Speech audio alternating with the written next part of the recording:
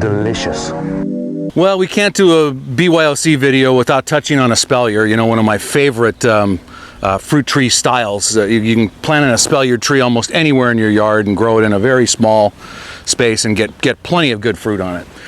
So we've got some plums, we've got some apriums, we have this new, fairly new Sweet Treat. This is our cherry plum hybrid, Pluerry Sweet Treat. And this one has been in the ground now. This is its second season. So the first season we basically just grew it out.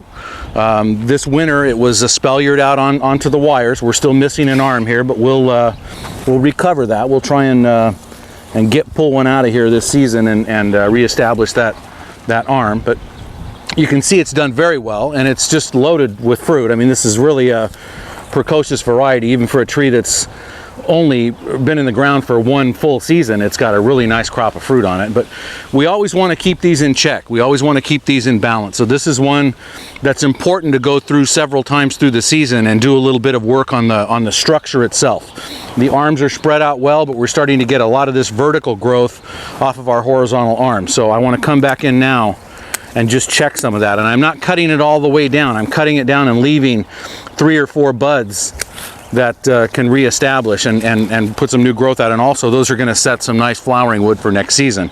And I won't take this tip off because we can stretch that out one more time and tie it out again. So we're going to look at maintaining our horizontal growth, and we're going to look at checking our vertical growth, but leaving some spurs on there.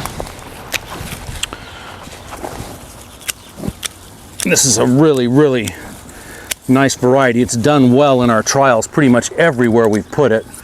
Low chill, high chill, you know, anywhere throughout the Southwest it seems to be doing incredibly well. I'm just going to leave these two alone for now and potentially reestablish that middle arm later on with one of those. But on the others, we're just coming in and just checking them back a little bit, just bringing them back into balance a little bit so that we're maintaining our structural integrity of the variety itself. And we've got some interesting growth here up off the top, and we're not going to run another wire here. I'm not going to bring it up to another full canopy, but you know what? I'm going to leave some of that in because it's kind of interesting, and it might be interesting to do some sort of a fan here off the top where we could actually add maybe a few bamboo stakes instead of running another wire, and just bring it up another couple feet, you know, so that everything's within reach, and do some fan work on it. But I won't do that now. I'll do that in the fall or maybe this winter. But I just want to leave 1, 2, 3, 4. I'll leave those 6 sprouts on there for now.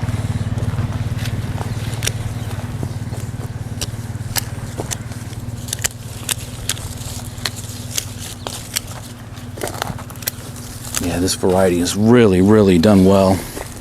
I just can't say enough good things about this fruit, and it should be actually.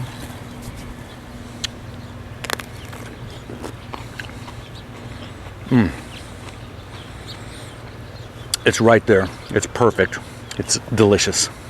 Hey, here's our low-cut Santa Rosa plum tree, and it's starting to put on some summer vigor here. But if we look inside the canopy, we can see we've got a really nice fruit set in there. But we're starting to get a lot of regrowth from our last pruning. So this is the one variety, or one of the varieties, that we want to try and keep down at around the 5 or 5.5 foot level. So I'm not afraid to go through now and take some of this top out because we have such a dense canopy, but I don't mind the extra air movement and a little extra light exposure to fully ripen up that fruit down there in the canopy.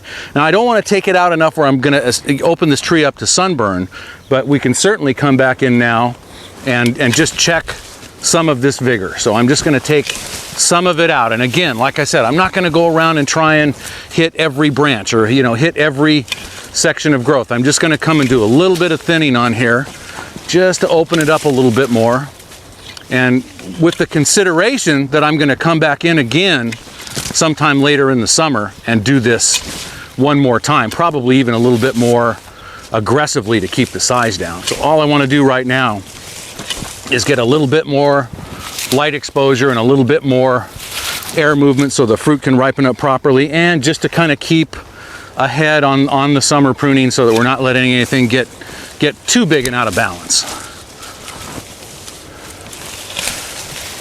It can all be done in a short period of time. You know, working on a tree like this that's this small and easy to manage, I can come out here and do everything I need to do just in a matter of 5 minutes. It doesn't really take any longer than that. It doesn't take anything that's complicated. All you want to do is just check vigor, check size, so that you have something that's nice, so that it's balanced, so that you've got it open up to a little bit more air movement and light exposure.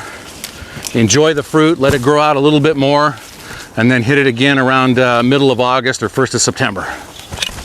Try and, whatever you cut, try and get the branches out of the tree and on the ground. That way you don't have these branches that are dying, you know, up in the canopy. That's a good place for insect activity to take place, or you just have that area that kind of stagnates, and we don't really want that. So that's really about all I want to do. I didn't give it a flat top. I didn't take it down completely, but I allowed some nice exposure for that air movement and that light exposure, and this fruit is going to ripen up really nice. Boy, look at all that fruit in there.